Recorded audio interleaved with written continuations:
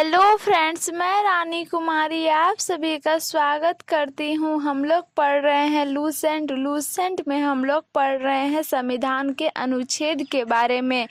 तो फ्रेंड्स, संविधान के अनुच्छेद की वीडियो मैंने पहले भी एक बना रखी है। अगर आपने उस वीडियो को नहीं देखा है तो डिस्क्रिप्शन बॉक्स में उसका लिंक है, आप उस वीडियो को देख लीजिए।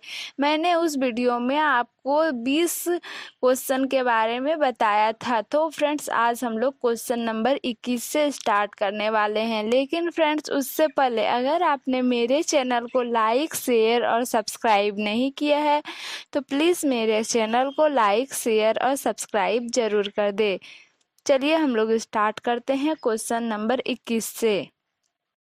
संघ की कार्यपालिका शक्ति राष्ट्रपति में निहित होगी, जिनका प्रयोग वह स्वयं या अपने अधीनस्थ अधिकारियों के द्वारा करेगा। तो इसका आंसर होगा अनुच्छेद 53। फिर भारत के संविधान के किस अनुच्छेद के अंतर्गत भारत के राष्ट्रपति पर महाभियोग चलाया जा सकता है? तो अनुच्छेद 61।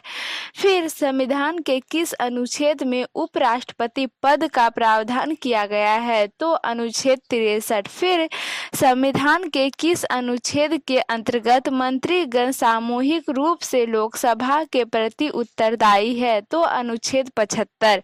फिर संविधान का कौन सा अनुच्छेद मंत्रिपरिषद के गठन के बारे में आधारभूत नियम निर्धारित करता है? तो अनुच्छेद 75। फिर भारत के महान्यायवादी की नियुक्ति से संबंधित अनुच्छेद कौन सा है? तो अनुच्छेद 76। फिर कौन सा अनुच्छेद संसद के 2 अधिवेशनों के बीच 6 माह के अंतराल की अनिवार्यता का उल्लेख करता है? तो अनुच्छेद 85। फिर राष्ट्रपति संविधान के किस अनुच्छेद के अंतर्गत लोकसभा को भंग कर सकता है? राष्ट्रपति संविधान के किस अनुच्छेद के अंतर्गत लोकसभा को भंग कर सकता है? तो अनुच्छेद 85। फिर संविधान के किस अनुच्छेद द्वारा संसद की संयुक्त बैठक का प्रावधान किया गया है? तो अनुच्छेद 108। फिर लोकसभा एवं राज्यसभा के संयुक्त अधिवेशन के विषय में प्रावधान संविधान के किस अनुच्छेद में किया गया है? तो अनुच्छेद 108। फिर संविधान के किस अनुच्छेद में धन विधेयक की परिभाषा दी गई है? तो अनुच्छेद 110। फिर भारतीय संविधान का कौन सा अनुच्छेद भारत के सचिव कोष से संबंधित है? तो उपयुक्त सभी। फिर भारतीय संविधान का निम्नलिखित में से कौन सा अनुच्छेद भारत के राष्ट्रपति में अध्यादेश जारी करने की शक्ति प्रदान करता है? तो अनुच्छेद 123। फिर संविधान के किस अनुच्छेद में सर्वोच्च न्यायालय के न्यायाधीश पर महाभियोग चलाए जाने का प्रावधान है? तो अनुच्छेद 124। फिर राष्ट्रपति सर्वोच्च न्यायालय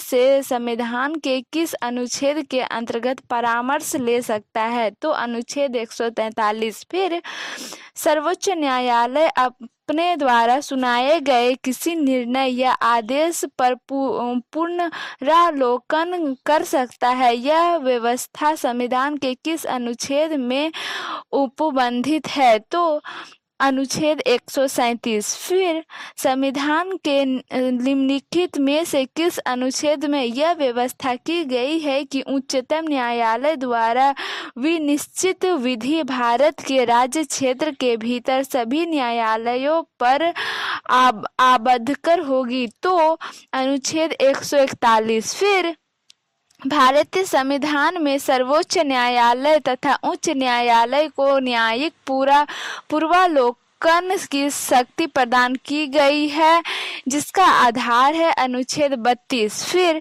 संविधान के किस अनुच्छेद के अंतर्गत अधीनस्थ न्यायालय या जिला न्यायालय का प्रावधान किया गया है? तो अनुच्छेद 233। फिर भारतीय संविधान का कौन सा अनुच्छेद संवैधानिक प्रावधानों की संघ संसद राज्य की विधान पालिकाओं द्वारा बनाए गए नियमों कानूनों पर प्राथमिकता प्रदान करता है? तो अनुच्छेद 245। आज के लिए यहीं तक, फिर हम लोग मिलते हैं नेक्स्ट वीडियो में। अगर आपने मेरे चैनल को अभी तक लाइक, शेयर और सब्सक्राइब नहीं किया है तो प्लीज़ मेरे चैनल को लाइक, शेयर और सब्सक्राइब जरूर कर दे। Thanks for watching. जय हिंद।